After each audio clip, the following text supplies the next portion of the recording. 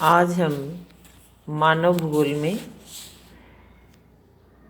विश्व की जनजातियाँ ट्राइब्स ऑफ द वर्ल्ड में ही आज नई ट्राइब एस्किमो का अध्ययन करेंगे। जैसा कि पिछले वीडियो में अपन ने पिग्मी का अध्ययन किया था। एस्किमो जो हैं उनका जो संपूर्ण अर्थव्यवस्था है वो आखेट पर ही निर्भर है। एस्किमो का जीवन कठोर वातावरण, निम्न आर्थिक क्रियाएं और विश्व के अन्य लोगों से संपर्क का अभाव आदि कठिनाइयों के बीच व्यतीत होता है।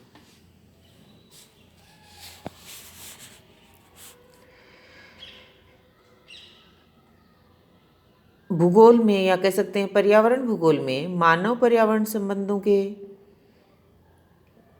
को अगर देखा जाए तो ये पाया गया है कि कहीं मानव समुदाय ने वातावरणीय दशाओं को प्रभावित किया है तो कहीं इसमें मानव भी पर्यावरणीय दशाओं के अनुकूल समायोजन करने में प्रयत्नशील रहा है। तो ये जो जनजातियां हैं ये उसी तरह से अपने वातावरण के अनुकूल ही अपने आप को समायोजित करने में प्रयत्नशील रहती हैं, या ये कह सकते हैं कि वातावरण के हिसाब से ही ये वहाँ समायोजित हैं। एस्किमोज को अपन ध्रुवीय या ठंडे मरुस्थलीय प्रदेशों के निवासी के रूप में बता सकते हैं और टुंड्रा शीत प्रधान और हिमाच्छादित प्रदेश जो उत्तर में आर्कटिक महासागर के चारों ओर, कनाडा के उत्तरी भाग में, ग्रीनलैंड में,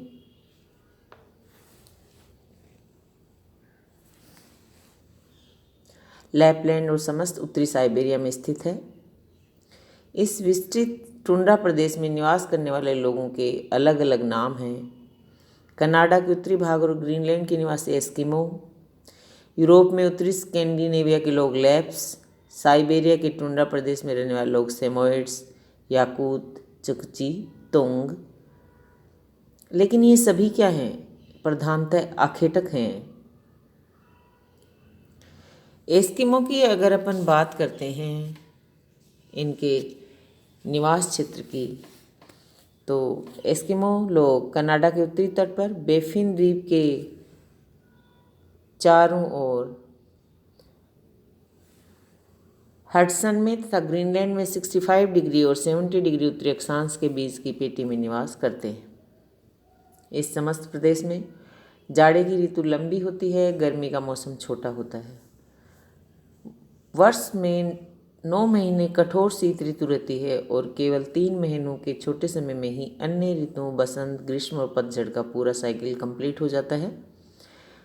वार्षिक औसत तापमान 0 डिग्री सेंटीग्रेड से नीचा रहता है और जाड़ों में या सर्दियों में जनवरी का औसत तापमान आर्कटिक द्वीप समूह में 0 से नीचे -46 डिग्री सेंटीग्रेड, तटीय भागों में -34 डिग्री सेंटीग्रेड से -37 डिग्री सेंटीग्रेड तक चला जाता है।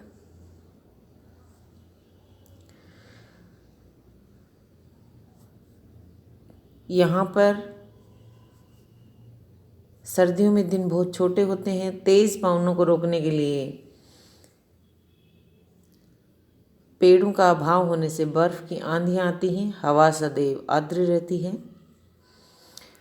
वर्ष में केवल 2 या 3 महीने ही ऐसे होते हैं जिससे तापमान 0 डिग्री सेंटीग्रेड से ऊपर पहुंचता है। इस प्रकार ये प्रदेश लगभग बर्फ से ढके रहते हैं और जो कुछ वर्षा होती है वो भी बर्फ के रूप में ही होती है। तो इस प्रकार की जो कठोर जलवायु है, इस कारण वहाँ वृक्षों की वनस्पति यानी वृक्ष हैं वो उत्पन्न नहीं हो पाते हैं। केवल गर्मी के मौसम में शैवाल, काई, लाइकेन, डैंडेलियंस आदि उगते हैं और जैसे ही ये मौसम समाप्त होता है पुनः बर्फ़ की वर्षा होने लगती है और भूमि पर सर्वत्र बर्फ़ की चादर बिछ जाती है। ये जो लोग हैं इनके अगर शारीरिक लक्षण की बात की जाए तो इनका एस्किमो का चेहरा सपाट तथा चौड़ा होता है। इनके बाल भद्दे और काले होते हैं। हाइट जो है 150 सेंटीमीटर से 160 सेंटीमीटर तक। त्वचा का रंग हल्का पीलापन लिए हुए बता सकते हैं। आँखों का रंग डार्क ब्राउन होती हैं। पलकें तिरछी होती हैं। सिर लंबा और गालों की हड्डियाँ ऊंची होती हैं। इनमें मैंग्लोइड प्रजाति के लक्षण मिलते हैं। जैसा कि अपन ने सबसे पहले ही बताया कि ये जो लोग हैं आखेटक या आखेट जो है, इनका सबसे जीविकापार्जन का साधन है, या कह सकते हैं शिकार करके ये अपना जीविकापार्जन करते हैं। और शीतकाल एवं ग्रीष्मकाल दोनों ऋतुओं में ये अलग अलग विधियों से मछली का शिकार करते हैं। जैसे अपन बात करें कि ये जो शिकार करते हैं, तो पहला आता है शीतकालीन आखेट। शीतकाल में एस्किमो तट के निकट निवास करते हैं और इस ऋतु में ये सील मछली का शिकार करते हैं। अब कैसे करते हैं? जब मछली बर्फ में बने छिद्र में श्वास लेने आती है, तब एस्किमो द्वारा रखा हुआ पदार्थ हिलता है और अपने यंत्र हार्पून, जो यहाँ आप देख भी पा रहे हो, द्वारा सील मछली का शिकार कर लेते हैं। इस प्रकार के आखेट को एस्किमो माउपाक कहते हैं। ये जो विधि है क्या है? माउपोक। दूसरी विधि होती है इतुपोक। क्या होता है? इतुरपोक। इसमें शिकारी के द्वारा 2 होल बनाए जाते हैं। एक और एक व्यक्ति सील को खोज निकालता है, तब दूसरा व्यक्ति हार्पून लिए खड़ा रहता है। जो जैसे उसको कोई सिग्नल मिलता है, संकेत मिलता है, वो सील को मार देता है। तो 2 मेथड हुए, माउपोक और इतुरपोक। ये था शीतकालीन आखेट। फिर आते हैं बसंतकालीन आखेट।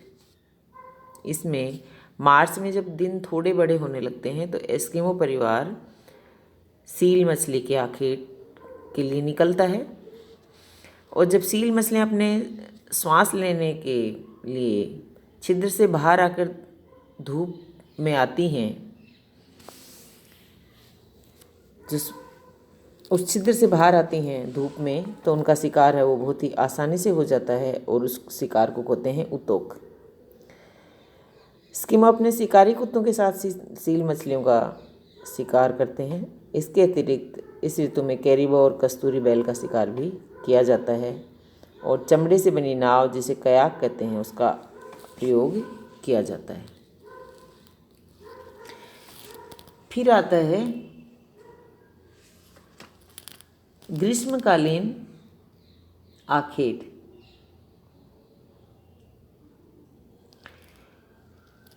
ये जो है, इस ऋतु में बर्फ़ पिघल जाती है और विभिन्न प्रकार की जो छोटी छोटी वनस्पति, लाइकेन आदि जो हैं, काई आदि जो अंकुरित हो जाती हैं, इनको खाने के लिए कैरिबाओ के विशाल झुंड और रेंडियर के समूह इस ऋतु में आते हैं और एस्किमो अपने यंत्र औजारों की सहायता से उनका शिकार कर लेते हैं।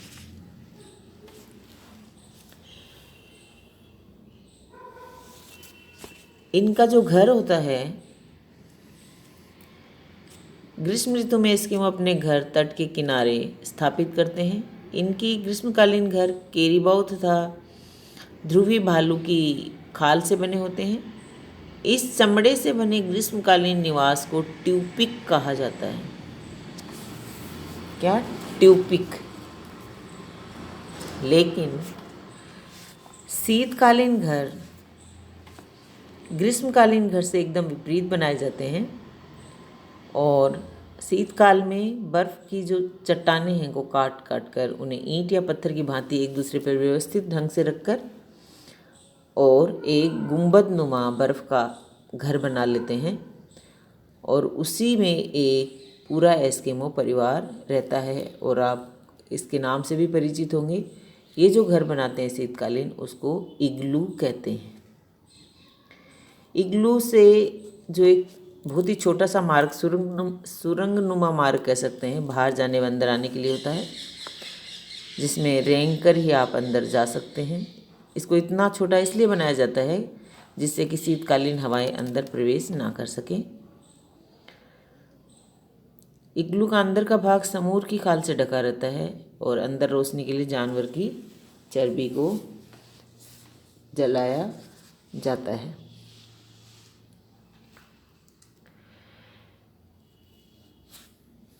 खाल और बर्फ की दीवार के मध्य कुछ रिक्त स्थान छोड़ दिया जाता है जिससे कि इग्लू के अंदर की गर्मी से बर्फ की दीवारें न पिघल सकें, क्योंकि खाल तथा बर्फ की दीवार के मध्य ठंडी हवा रहती है।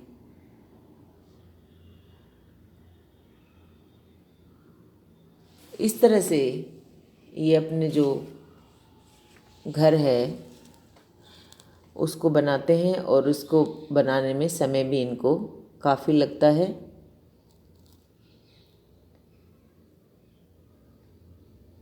जब कई परिवार एक साथ रहते हैं तो कई इग्लू आपस में जोड़कर बड़ा इग्लू बना लिया जाता है और साधारण इग्लू जो बनाते हैं वो तो बहुत ही कम समय में एक मनुष्य बना लेता है।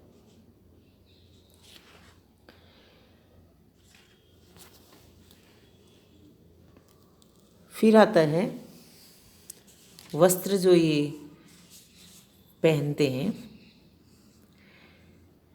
ग्रीष्म ऋतु की आखेट से प्राप्त खाल ही एस्किमो का मुख्य वस्त्र है। कैरिबू का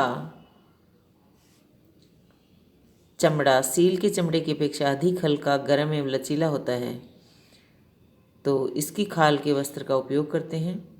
जहाँ ये कैरिबाओ नहीं पाए जाते वहाँ ध्रुवीय भालू के बालों से वस्त्र बनाकर अपने ठंड से रक्षा करते हैं। पुरुष जो वस्त्र पहनते हैं जर्सी नुमा, उसको तिमियाक कहते हैं। ये सील मछली की खाल से बनाया जाता है और तिमियाक के ऊपर पहने जाने वाले कपड़े को अनाहॉक कहते हैं। चमड़े से बनाए गए इनके जूतों को कार्मिक कहते हैं।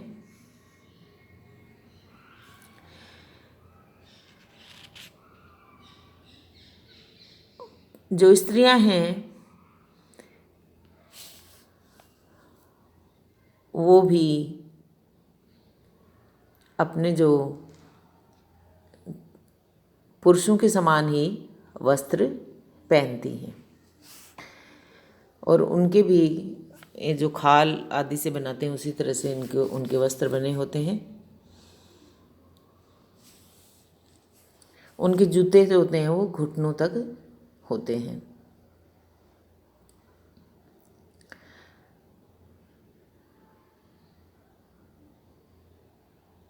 यंत्र शिकार करने के लिए जो यंत्र और उपकरण ये काम में लेते हैं उनमें कयाक, उमियाक और हारपून। कयाक क्या है? सील मछली का शिकार करने के लिए पुरुषों द्वारा प्रयोग में लाई जाने वाली जो नाव है उसको कयाक कहते हैं। उमियाक स्त्रियों द्वारा उपयोग में लाई जाने वाली नाव को उमियाक कहा जाता है और इन दोनों नावों का निर्माण सील मछली की हड्डियों से किया जाता है। ग्रीष्म ऋतु में शिकार करने के लिए नदियों, झीलों एवं तटवर्ती जल भागों में तथा इन नावों का प्रयोग किया जाता है। एस्किमो इन नौकाओं में बैठकर ही तटवर्ती क्षेत्रों में व्हेल, सील, वालरस आदि का आखेट करता है। हारपून जो होता है वो इनका महत्वपूर्ण हथियार है जिसका उपयोग ये आखेट करने के लिए करते हैं। आपने इसमें देखा भी है ये जो हारपून है। फिर आती है इनकी स्लेज गाड़ी। शीत ऋतु में बर्फ पर यात्रा करने हेतु तथा ग्रीष्म ऋतु में दलदली टुंड्रा क्षेत्र में प्रयोग करने के लिए एस्किमो स्लेज गाड़ी का उपयोग करते हैं। मछली की हड्डियों तथा लकड़ियों से बनाई जाती है जिसमें चमड़े की रस्सी जुड़ी होती है।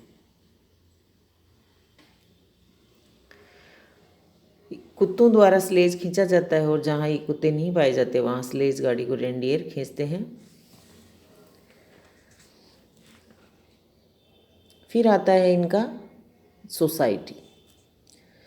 सोसाइटी में क्या होता है, एक पितृवंशीय समाज है जिसमें सबसे अधिक आयु के पुरुष को सबसे ज़्यादा सम्मान दिया जाता है। वृद्ध पुरुष प्रत्येक समूह के बड़े लोगों में सर्वाधिक योग्यता वाला व्यक्ति होता है और जो भी उत्सव और समारोह होते हैं उनमें अध्यक्षता करता है और इसका विशेष अधिकार होता है। वह मछली पकड़ने का स्थान का चयन करता है, प्रत्येक परिवार के लिए उचित स्थान निश्चित करता है और जो भी आखेटक हैं उनको विभिन्न दिशाओं की ओर भेजता है और वही जब वापस आकर वो मिलते हैं उनका मिलने का स्थान भी निश्चित करता है। जो भी शिकार के उपरांत सामग्री होती है उस वृद्ध पुरुष को सौंप दी जाती है और उसकी पत्नी उसका बंटवारा करती है। शिकार के उपयोग में आने वाली नाव, जाल समूह की संपत्ति होती है, किंतु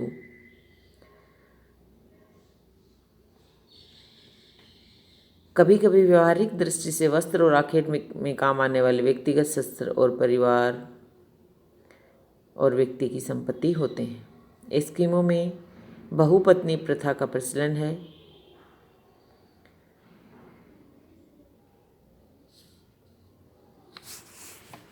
ग्रीष्मकाल में एस्किमो के अनेक दल आपस में मिलकर उत्सव और समारोह मनाने के लिए एकत्रित होते हैं और ऐसे अवसरों पर इनमें आखेट और युवाओं के बीच शक्ति परीक्षण तथा जादूगरों के बीच जादुई शक्ति की प्रतिस्पर्धाएं आयोजित की जाती हैं।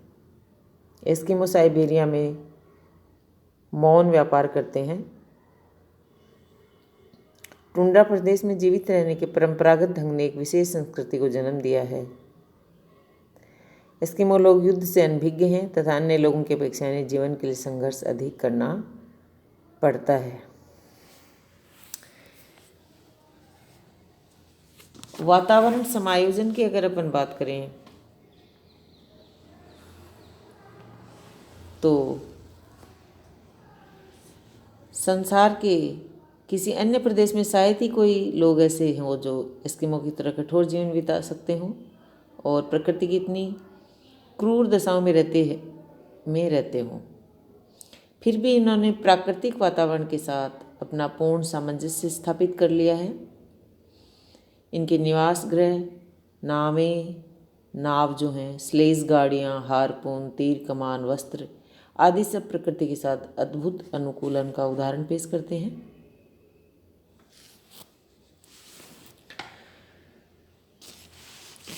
इसके साथ ही प्राकृतिक पर्यावरण से एस्किमो लोगों का अनुकूलन का उदाहरण जैसे अपने निकट जो भी सामग्री पाई जाती है उसका उपयोग करके गुंबदाकार हिम का निवासी इग्लू बनाते हैं।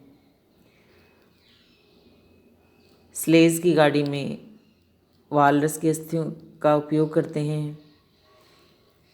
हिम झंझा जो बर्फीली आंधियाँ चलती हैं और हिम पर सूर्य की किरणों के पड़ने से होने वाली चमक से आँखों को बचाने के लिए आई शील्ड का उपयोग अनुकूलन के अन्य